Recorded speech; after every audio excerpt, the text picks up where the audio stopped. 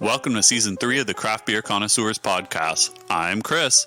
If you're new to the podcast, we're three friends and a producer who like to showcase craft breweries and their beers.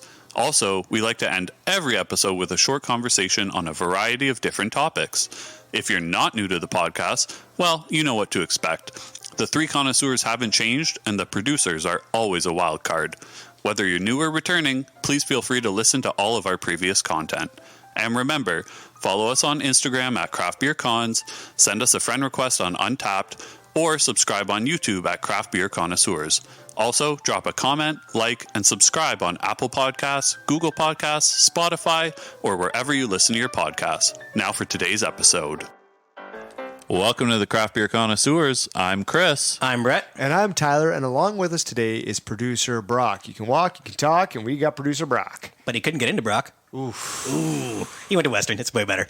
Anyway, in today's episode, we'll be reviewing Neustadt Springs Brewery out of Neustadt, Ontario, which is one of the oldest buildings for brewing beer in all of Ontario. And we'll get into that story in a little bit. Interesting. Sounds like you already told the story, but more detail of that story. We're going to be having two beers on today's episode. So the first is the Neustadt Weiss, which is a Hefeweizen, and the second is their Schwarzbier. Very nice. And to end the episode, we're going to be discussing our fears.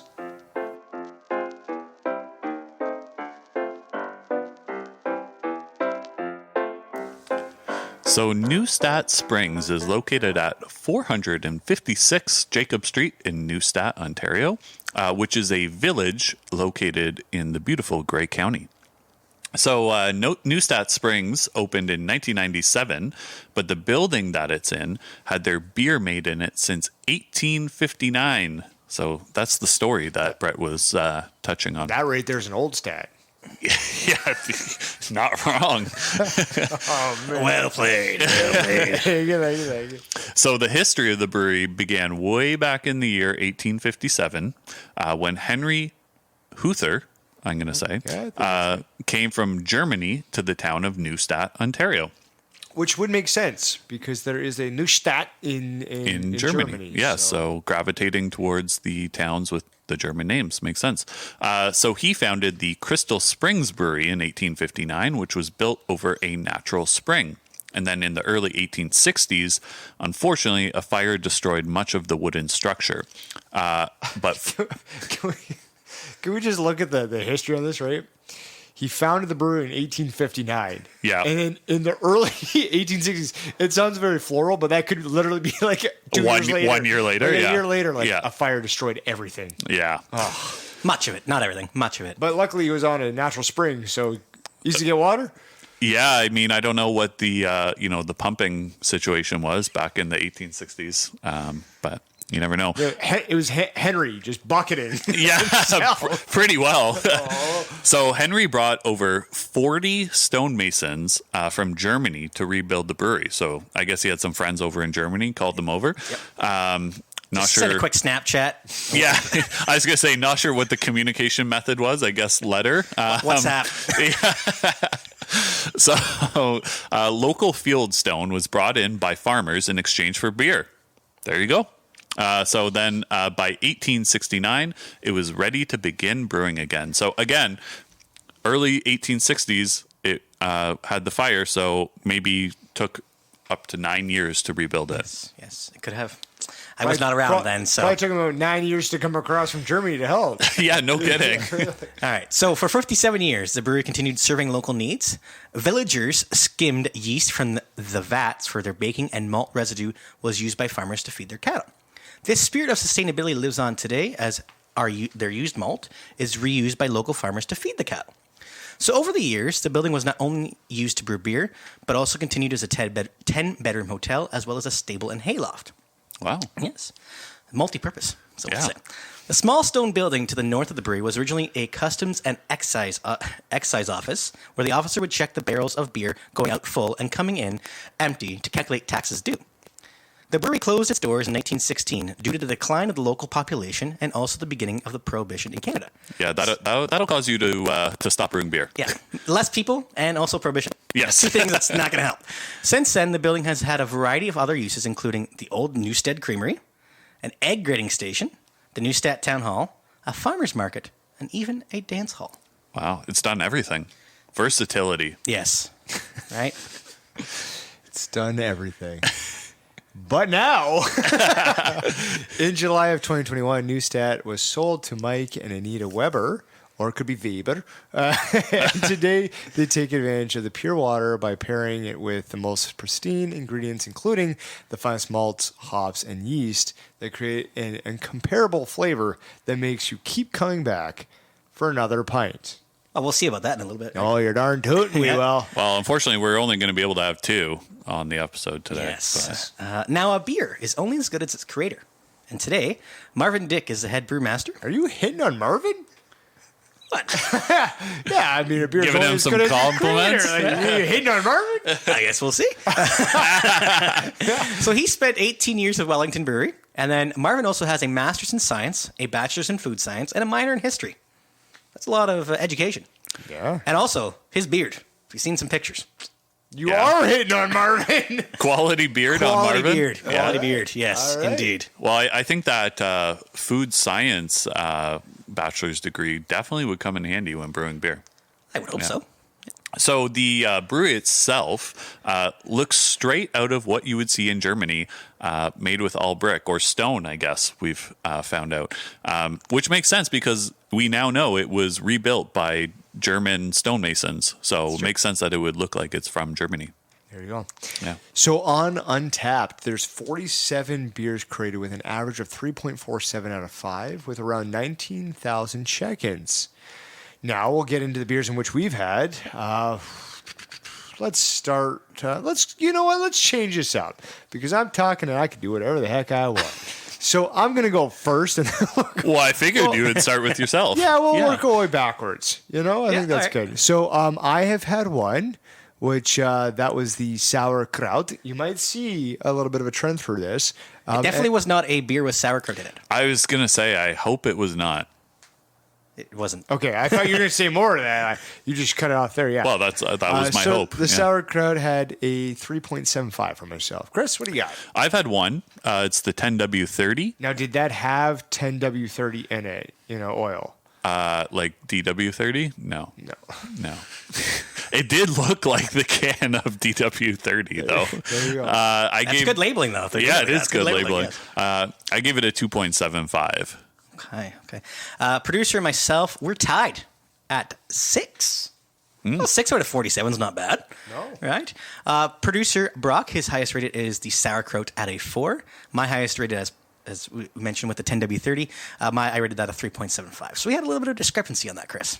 Yes. Yeah. I liked it more than you did, apparently. Well, But yet, the producer and myself did not have a discrepancy. We were pretty close. It's true.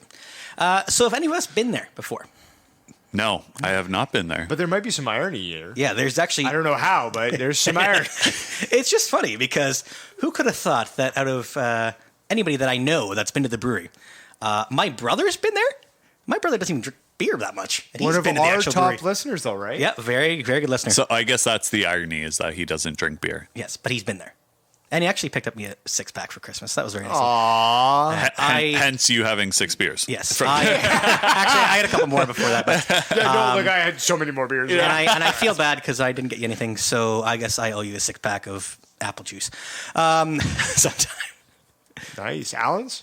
I think so. I think I'll go prime. Not no name. I'm going to go like high end. I think you should go with the canned stuff.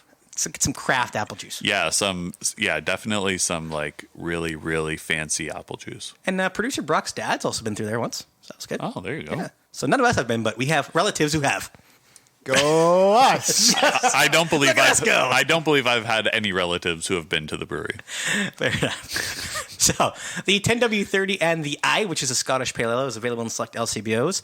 And then the Neustadt Lager is available currently in beer stores. Very good. Yeah. Pronunciation might be a very touchy subject on today's episode. Other beers are available in select bars, restaurants throughout southwestern Ontario. And we see this all the time, right? So it just depends if they can get their sales team out there and their reps out there and see where you can find one of their beers. Yeah, definitely. Well, if you want to get a hold of their beers, they have delivery. You do have to place a minimum order of $75, and then based on where you're located, will determine your shipping because it depends on what courier they use. If you're in the area and you want to go to the brewery, their hours are from Monday to Saturday, 10 to 6, and Sunday, 1 to 5. So that's clean. Yeah. I like that. It's consistent for the most part. And hopefully their beers are consistently good in terms of the two that we're going to have very shortly, right? Yeah, 10 o'clock, though. Early opening, I feel like, from Monday to Saturday. It's Grey County. I mean, it makes sense. All right. Well, as always, we're going to link to their information on our social media. And let's get on to the first one.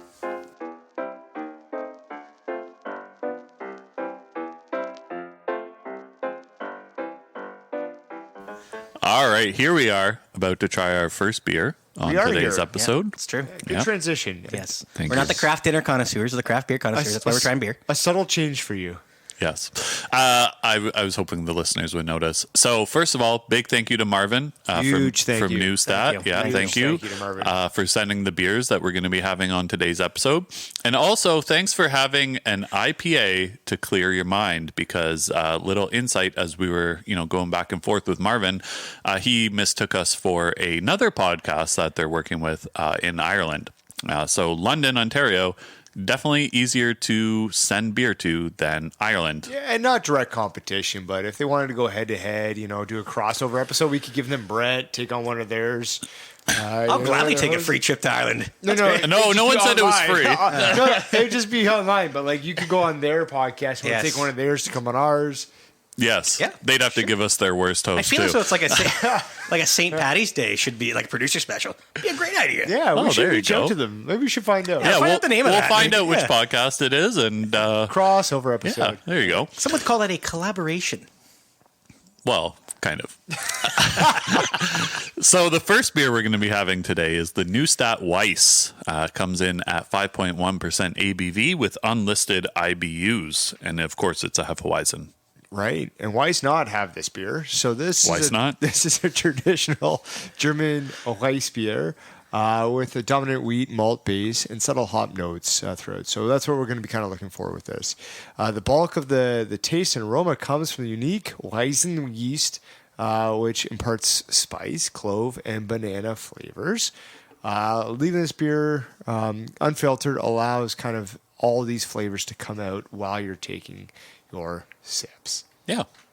Yes. Or absolutely. chugs. Yeah. To each their own. Who am I? Depending to how judge? quickly you drink this beer. Pardon me, I had the little gulp.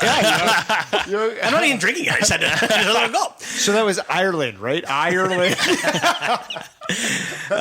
And people from Ireland can also follow us on Instagram at Craft Beer Cons. They could. And follow us on Untapped at Craft Beer Connoisseurs. And we encourage them Yeah, to. we do. From people from any country, for that matter. Yes. The rating for the Neustadt Weiss is 3.66 out of 5 with 67 check-ins. Very nice. So after that big gulp, I encourage And not from 7-Eleven. Nope. I encourage everybody to grab their can and grab their glass and let's open her up. All right. There you go. There you go. So we are drinking this out of a Weizen glass today. So make sure to use your proper glassware. So wisen it up. All right. What do you guys see here? So it's a little Caramel. more caramel and coppery kind of than I would expect from a Weizen generally. Yeah, it's got that kind of caramel look to it, which is it's nice. It's pleasant. You can see through it pretty good. Yeah, thoughts? This is gonna go terribly. Oh Yeah. no! Oh my god! Is it really that big of a deal here, boys? Pour your beers and get drinking here. Son. Sorry. Yeah, sorry. On the nose, what do you get, Brett? You said that you could do this yourself, so we're just allowing you to do that. No, that was Chris that said that. Well, you could probably do it yourself. Did you forget? That was like a month ago. I know. So Oh, God. on the nose, I'm getting like major banana out of this one.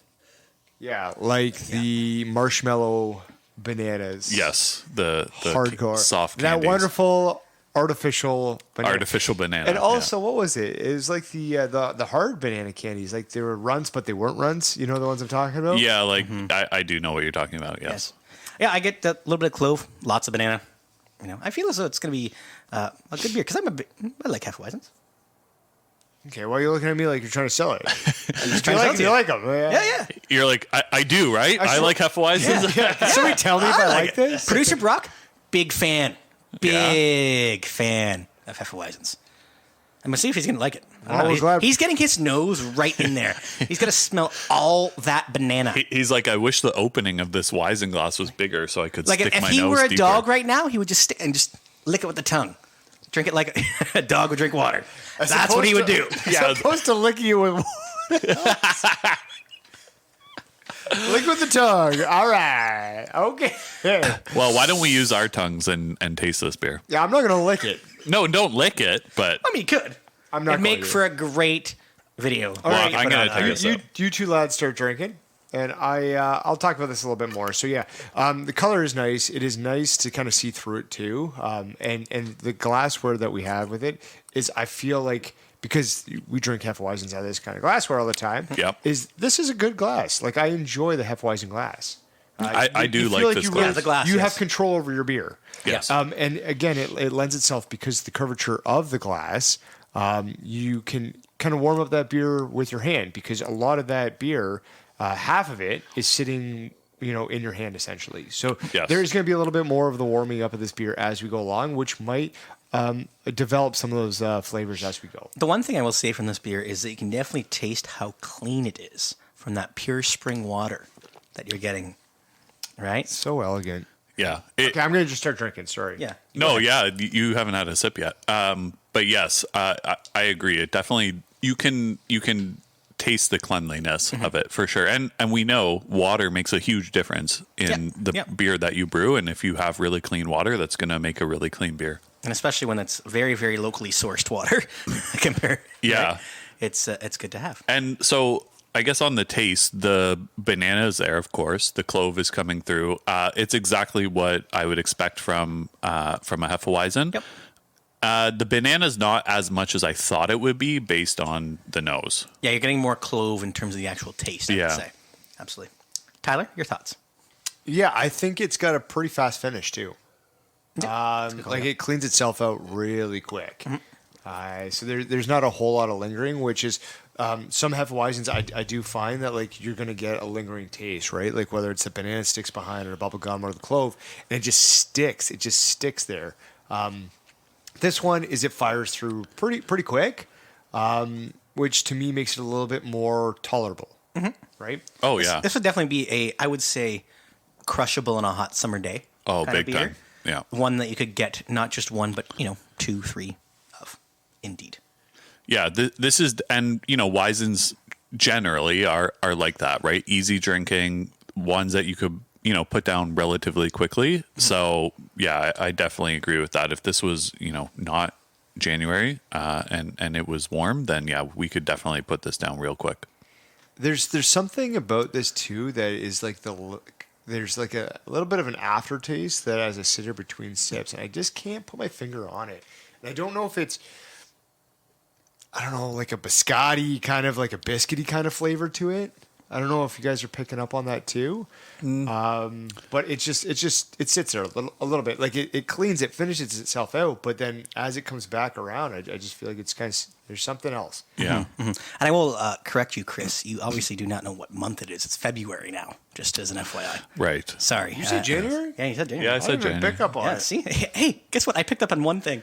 Look at me go. That's good. Now let's pick up on the top 5 flavor profiles. Number 1, wheat.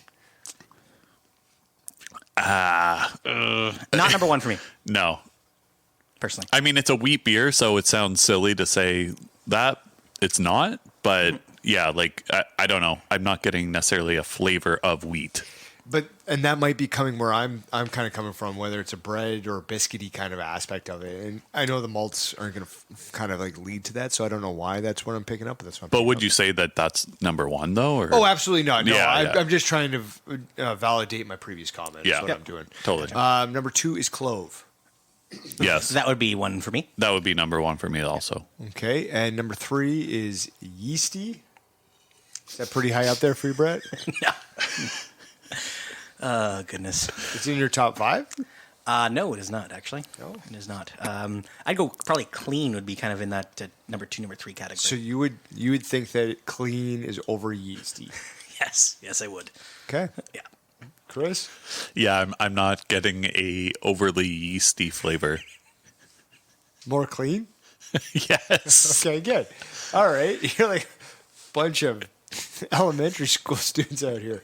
Yeah, I think that they were talking about the process and how that yeast is done, right? So I could kind of see it in there. Maybe not top. Yeah, I mean, it's a German beer. Yeast plays a big role in German beers. So, I mean, I guess that makes sense, but it's not like the flavor of the yeast is really popping out to me. I guess it is in a sense because that's where the clove flavor is coming from. But anyways, Yes. go ahead. That was a really good observation, Chris. Go ahead to number 4. All right, number 4 is orange. Huh? The huh was from producer Brock. Yeah, Brock, Brock yeah. is confused. I'm also confused. I mean, I don't get any flavor of orange in this. I feel like there's a little bit of the rind, perhaps, but nothing like, orange-ish, if you know Would what you I'm say saying. there's more yeasty than orange?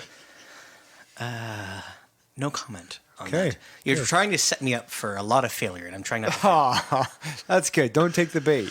But I'll give you something to chew on. Number 5, bubblegum. There's a little bit of bubblegum in it, I would say. A little bit, but definitely not as much as a few weeks ago when we had our Block 3 beers and we had their saison, That which was in January. Yeah, but that was still a few weeks ago. It was a few weeks Right, ago, I but know, it was in the but month of that- January. Yes, Yeah. yes, we're both right. Point out the discretion from previous. Yeah. I didn't even pick up on before. Yeah. So, anyways, there's like just a hint of bubblegum. But I would say What are we missing? I would definitely add banana in this. You would put bananas? Yep, absolutely. Producer Brock was wondering, where's banana in the top 5 flavor profiles? Obviously, it's not there. But once we check it in with banana in there, maybe it will make its way into the top 5. Maybe we can influence it a little bit. Maybe we can. Are you saying you're an influencer? Maybe. I think so.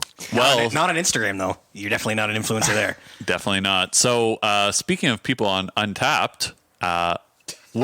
What kind of transition? That was like a Brett transition. That was you even should've- like worse than what I What could you do. should have said is, speaking about influencers, No, because Yeah, we weren't talking about Untapped. he said he did. He said that Instagram. once we check it in on Untapped, then but then there's an Hold on, Instagram hold on. comment.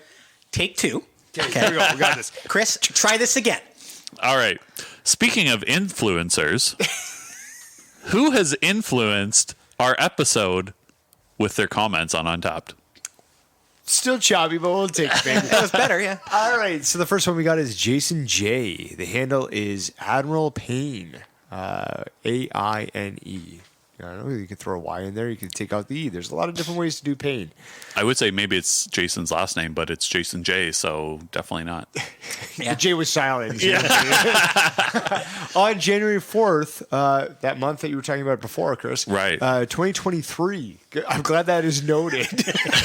Gotta make sure.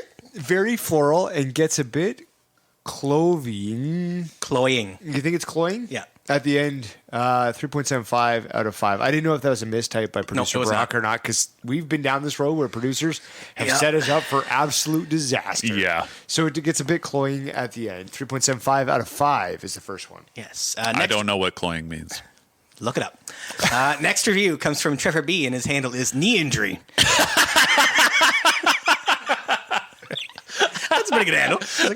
And I know a thing or two about knee injuries. Producer Brock does too. You guys have had no problems with your knees. No, actually, I do have bad knees. Oh, do you? Yeah. Oh, okay. You should try standing up more. No, okay. Kidding. On October 28th, said, that's pretty damn good. I do enjoy a Weiss every now and then. It's like cloves and bubblegum. I drink another one of these. 4 out of 5.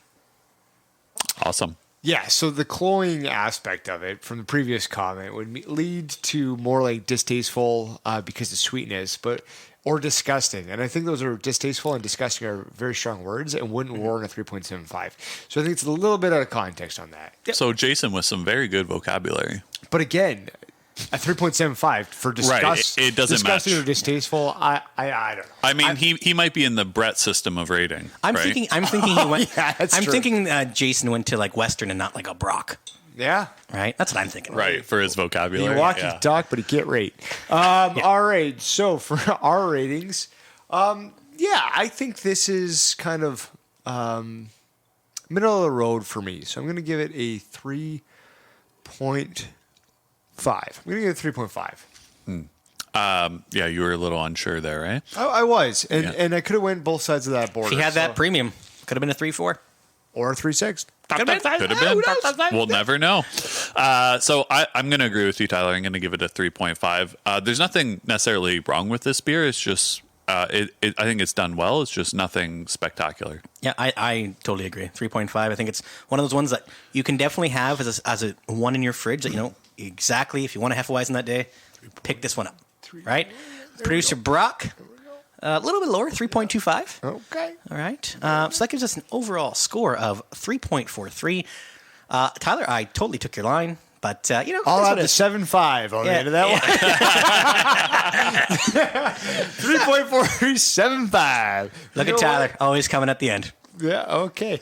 Let's jack that up to a 3.5. Can I say that? Yeah, I'll allow it. I appreciate that. There you go. I feel like after previous episodes, Chris is going to be doing the next one on his own. You'll get the one on your own. And because I'm a collab guy, I'll still include you guys in my episodes. Oh, thank you very much. Well, let's move on to beer number 2.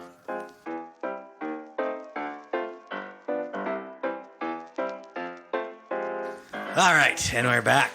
See, not as like, Oh, you're using my line. yeah, well, yeah, didn't have a trademark, so. Anyway. So the second beer is the Schwarzbier. Also, it's the same name. Some might call it a dark lager or a premium dark lager. Perhaps. Oh, right. As labeled on the can. Yes, right? exactly. 6% ABV. The IBUs again are unlisted.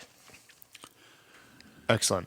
So, literally meaning black beer in German, this smooth lager is not exactly what you might expect from the color. So, we've talked about this before too. It's the same thing with stouts, right? You have a stout, you have a white stout. You might think white stouts don't taste like stouts. However, they do. They definitely do. Right? So this should give us some light roast, not dark roast flavors, dissolve effortlessly onto the palate. That's what they say. We will see if it actually comes to fruition. And balance with the moderate hop content. So prepare yourself, guys. Are All right. you prepared? I will prepare myself. Mentally and physically. Honestly, you just know how to kill a vibe. Prepare for the unexpected with this drinkable dark lager. I do know how to kill a vibe, indeed. I am prepared for the unexpected. It's like Big Brother, expect the unexpected. There you go. So on Untapped, this beer was recently released, so it only has 7 check-ins at the time of our recording, and the average rating for it is 4.03 out of 5. So low number of check-ins, but pretty good on the rating But side. high number of rating. There you go. Also, of note, there's a cellar version of this beer that is bottled and also included in these ratings. So I guess nobody created the cellared version of this beer as a separate beer. But maybe we will. Hint, hint, nudge, nudge, wink, wink. Are you coming on to me too? First Marvin, now me? Jeez. What are you talking about? I tell you. Oh, producer Brock. I just tried to set him up for his special. There you go. Well, speaking about special, Brock. let's grab our can of beer and our glass, which you'll find out what it is soon. And let's open her up. Now we're going to start the pour here. And you talk about the glass. I will. So we're drinking this out of a pint glass, so make sure to use your proper glassware. Very good. So the first word that comes to my mind, it might not come to yours, is dark. Yeah, honestly, like even including the head, it kind of looks like a stout. Yep, I agree. Yeah, it is definitely very dark. There's some nice head that you actually have there with yours. Yeah, Brett, not so much. No, not mine at all. Straight pour. But I could see that too, also with the glassware that we're doing. So I can't see through this thing at all. No, you cannot. What do you guys smell? Definitely malts. Lots and lots of malts. Yeah, honestly, not a whole lot. Like the aroma is not very powerful, but what I am getting is the dark malts. Are you getting like a coffee out of it? No, not really. No, I would say the same thing. Good. Are you? No, I'm not. And this is kind of where I was going to this. Is like if I poured this side by side with a stout, Yeah. like a traditional stout, I think that on the appearance, yes, you would struggle with trying to identify this. And going through our totally. courses in which we've done, one of the big aspects to that is smelling. And what do you smell on the nose, right? Yeah. And so with this here, you could tell the difference between the two. And that's where I was kind of going with this, because usually we talk about how the smell can affect your flavor as you drink it, right? Almost getting a little bit of smokiness off the nose as well. Like just a little tinge. Okay. Well, I'm not a huge fan of smoked beers, so that may not be great for me. But Also not a big fan of smoking. no, definitely not. I'm not sure how relevant that is. But Just Facts trying to with keep fun. killing the vibe. Fun facts. I figure with we're already down Fife. the rabbit hole. I'm just going to keep going. Fun facts with Fife. Oh my god, there's a spin-off episode for you. maybe we should drink the beer. Oh, that's a great idea. All right, you guys go ahead. But as I was saying, just to kind of elaborate on it, is that you can put beers that look very similar beside each other and still have a bit of an idea of what you're actually drinking with this. So I would anticipate that the flavors might be bold, but the way that it finishes should be a little bit cleaner than some of the stouts and out there's. That's my thesis on this, and we'll see how I kind of come. There you go. Thanks for listening to my TED Talk. My Go TED ahead. Talk. Go ahead and taste it. Why Hey, don't thanks you? for the permission. I appreciate Yeah, that. no problem. So Brett, you and I, we've had a couple sips as well as Brock. So I'm getting a lot of the, as you would expect, the dark malt flavor coming through, almost like a roastiness too. Yes, Right? definitely getting that roastiness. Almost like they were sitting in a coffee grinder for a little bit, right? Before it doesn't have it doesn't have that stout vibe. I think it might be because of the water and the cleanliness of the water. It's not giving off a stout vibe. It's more so just getting that. It's kind of again like a hybrid, like between a lager and a stout, right? A little bit, and like it definitely has the I'll call it thickness or lack of thickness of a lager. Like, and what I mean by that is there's not a lot of body to it, right? Whereas a stout, you there might be more body to it. Viscosity's a little bit down on it. Yeah, there you go. Some viscosity, syrupiness, that sort of thing that you might get in a stout. It is obviously not present here because it's a dark lager. But yeah, what do you think, Tyler? So when we talk about the roastiness, are we sticking away from roasted malts or different than roasted coffee? Yeah, I think it's roasted malt rather than roasted coffee.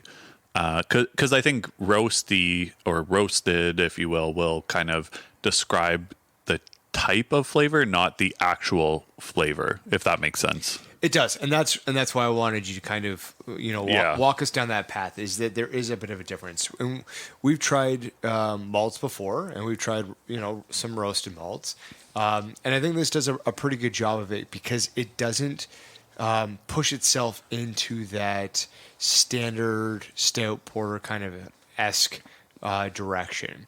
Yeah. I agree with you. Is that this is a little bit lighter on the viscosity of it. Yep. It's thinner, if you will. Right. And it does go down fairly well. Producer Brock coming in feels like this beer is very similar to a stout. Maybe because we use the outdoor refrigeration service that's provided here. Maybe we should have warmed up the beer a little bit before serving. Would it do it justice? Would more of those flavors come through, perhaps? That's an interesting concept, right? Because it's a lager, which you are supposed to drink cold. Yes. Quite cold, actually. So I don't know. It would be an interesting experiment to do. I think you could definitely do it. I would not recommend doing it. Yeah.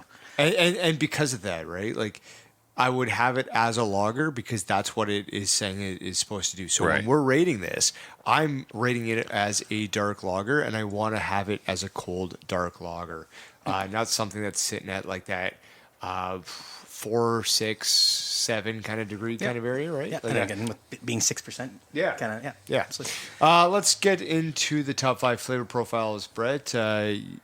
You might as well kill the vibe here Yep, and tell I us how will. many we have. Number 1 is a roasty. Oh, so we have some. Huh?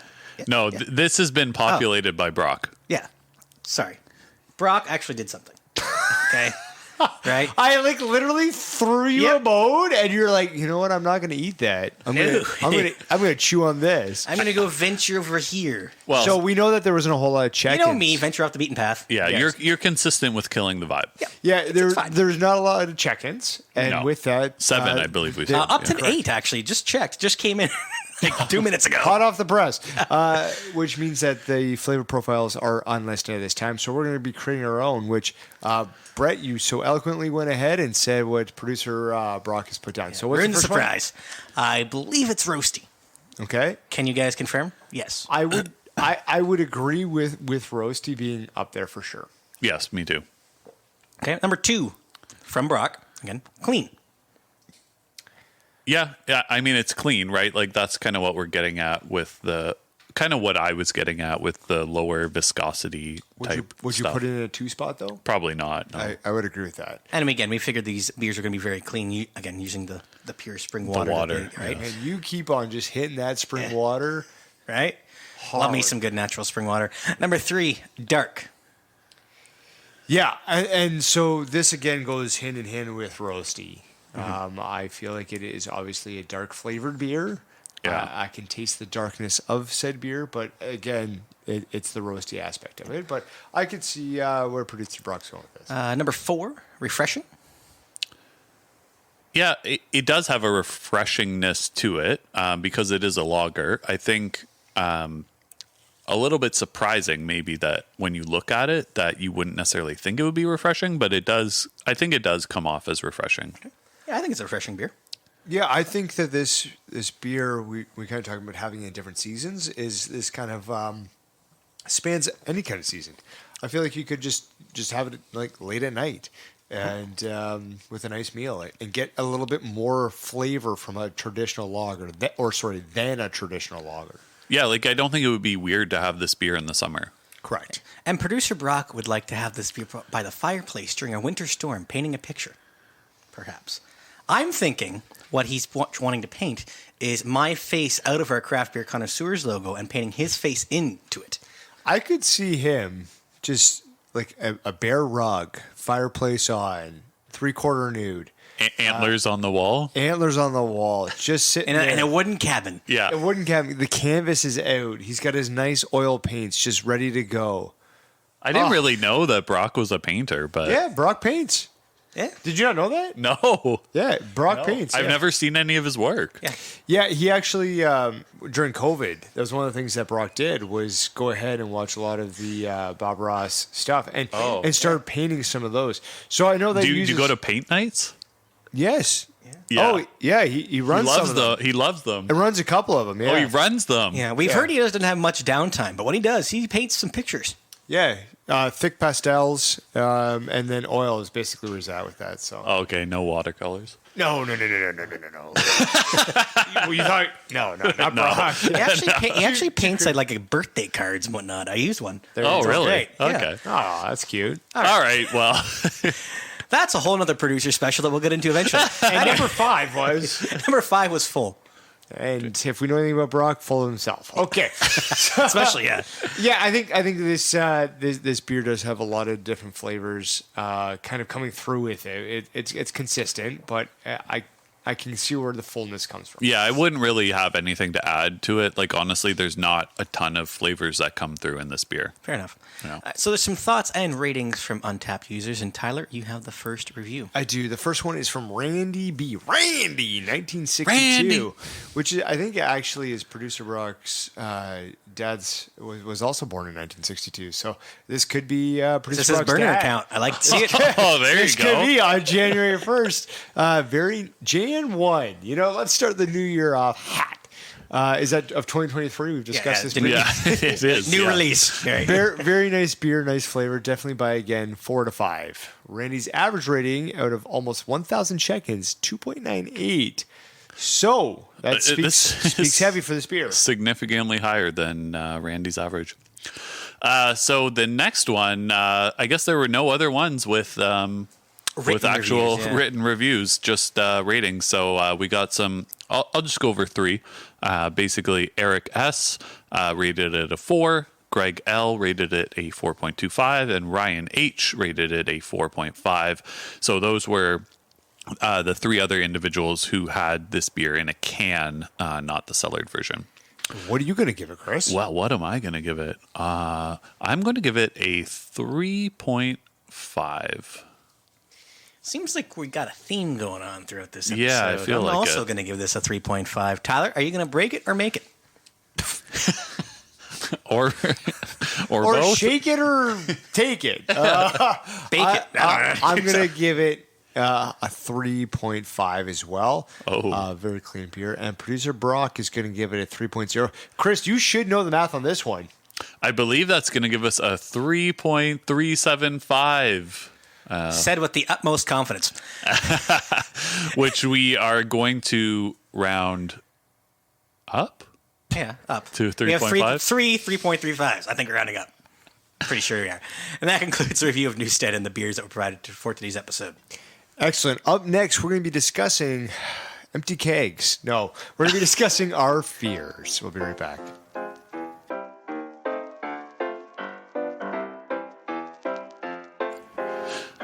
We're back. I did it. Use my patented line. All right, so we're back, and we're going to talk about our fears. You'll kind of understand how I'm going to tie this in a little bit later. I hope they do, because I'm excited to figure it out myself. All right. So why don't we just go kind of one by one? I can start it off and just kind of throw one out. I don't think we'll have too much time, so maybe just one or two each person, okay? Sounds good? Yeah, you're the Okay, boss. Yeah. Okay. You tell us what to do. and we'll Unless do you it. have like a lot of fears. Do we have a Kleenex and a couch I can lay down on? We have more time. Do we need a psychologist to come in here? No, you gotta pay for that. Yeah. My fear is whenever Brett opens his mouth during the podcast. Oh, Universal, let's wrap it up. And that's going to be all for today's episode. That's my fear too. So I get it. So my definitely biggest fear is elevators. I do not like being in elevators. I guess I have a fear Is it of the up or the down? either. Okay. It's the camera that's looking at him. It's once the doors close. That's my fear. I guess it's a fear of not being like getting stuck and not being able to get out. But I don't really know where it stems from. But that is definitely my biggest fear. Have you ever been stuck in an elevator? See, that's the thing. Not that I can recall. I have. Yeah, I have as well. Yeah. And you know what? It was okay. I had my cell phone. That was fine. I was only It was there half for hour. about 30, 45 minutes. They came, and there's not like a, hey, you're in between like floors here. Exit now, because they don't want you to be like decapitated, obviously. But- so they make sure it gets put onto a full floor, and you're set, and you can get But like, out. you know how sometimes you're in an elevator with like 10 other people and you're all squished in? Like, Yeah. that's kind of the thing is like, Sure. maybe if I Well, was claustrophobic, with yeah. one Yeah, or yeah. two people, I could deal with it. But like, if I was in a packed elevator, I don't know what I would That's do. fair. That's Yeah. fair. Yep.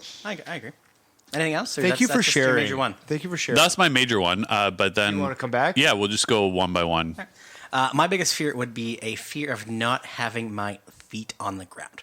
So, in terms of this, you ever have that moment in your life, like where you're like maybe slipped on some ice or like a wet floor or whatever, right? Yeah. And all of a sudden, your feet lose traction with the surface, and you have that second, pardon me, of your life flashing before your eyes, and then you finally hit the ground. Obviously, it's going to hurt a little bit, but like just that flash moment of thinking about all your life's things. So like, if you are in an airplane, for example, Yeah. technically your feet are not on the ground, but are you, since your feet are on the plane, you're okay? Yeah. Okay. Yeah. It's like roller coasters. Like so on a roller coaster, for example, Yeah. if there's like a secured section where your feet have a flat surface to stay on, it's fine. But you remember that, I love the stomping. I hope that got picked up. On the mic. but like, you remember that ride at Marineland that they had with like, they strap you in and your feet are like dangling and they go like up and down? Yes. Yeah. I hated that because my feet weren't on. So like drop zone, you would. Yeah. Yeah. Yeah, exactly. Oh, okay. Those things like that, can't do it. Okay. Very good. It's tough because how much do we divulge in this conversation? As much as you want. Yeah, I think for myself is my fear of, is really kind of a little bit more personal and a little bit different. It's just disappointment.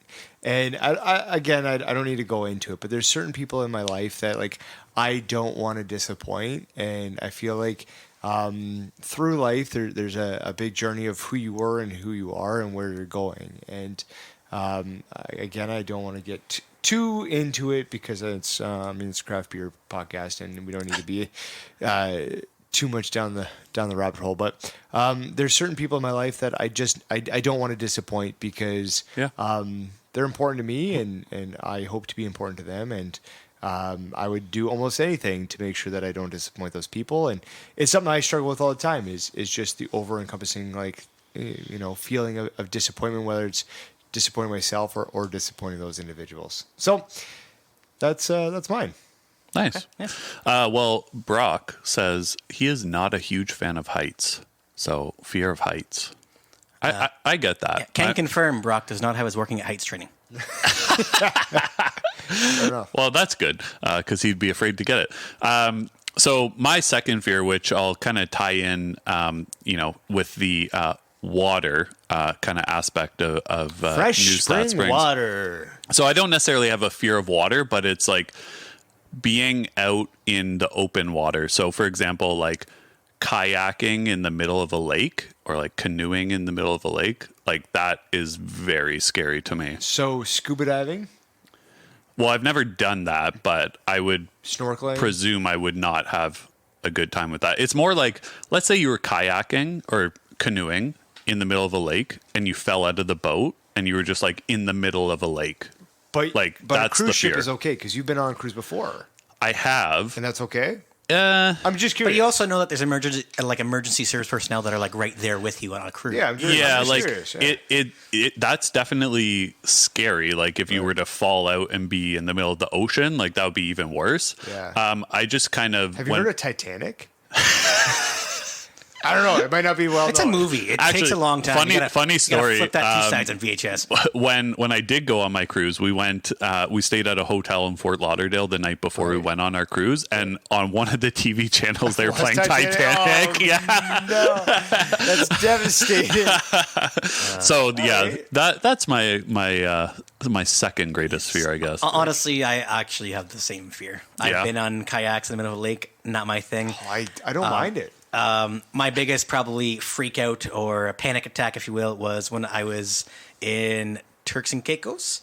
And my wife and I, it's one of the three. No. And my wife and I rented a Sea-Doo and we went out into the Atlantic Ocean. Oh, yeah. And we were like getting close to the point, like, where there's like that buoy line where like you shouldn't go past. Right. And I was like freaking out. Yeah, you're like, let's go back. It's more so like I didn't know if I had enough confidence in my wife driving at the time versus me. Like, I don't know what it was. But so pretty much what happened was I made her immediately go back to the sand so I could put my feet on the sand. And she went out for the next 45 minutes. It was 50 minutes in terms of the time that we allotted. She had 45 minutes on her own in a Sea-Doo. She probably appreciated that. That kind of ties into your first fear, right? Like when you're in the water, you don't have your feet on the ground, right? Exactly. So it's kind of the same idea. Exactly. Yeah, I don't think I have any other fears per se. Oh, you're so brave. No. I thought it was wet horse blankets. No, in all honesty, there's things that I'm far from perfect, and there's always growth. But in terms of fears, like there's things that provide me anxiety, and I don't like those. But it's not something that I necessarily fear because I just kind of stay away from it, and I recognize it. But yeah, no, I am far from perfect. That is something that we should all take from this. And then producer, fear of failure, perfectionist. Wow. Which is interesting because, Guy's Picasso over here. That's what I thought. I know. I know. And that's the thing is perfectionist a fear of failure, or is a fear of failure because you're a perfectionist? Interesting to kind of dive into that, but we don't have time for that. Today, and no. I think that other professionals could probably help out with that a little bit more than I could. Yeah, not us for sure. Well, there you go. We've shared our fears. Maybe you guys can let us know what your fears are on our Instagram, just for fun. Yeah, we'll get a poll up there. Yeah, totally. We'll be right back with our farewells.